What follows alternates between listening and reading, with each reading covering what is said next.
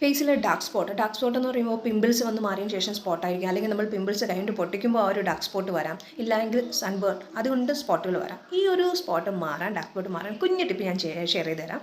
വീട്ടിൽ പഞ്ചസാര ഉണ്ടല്ലോ, അപ്പോൾ ഒരു 1.5 സ്പൂൺ പഞ്ചസാര എടുക്കുക.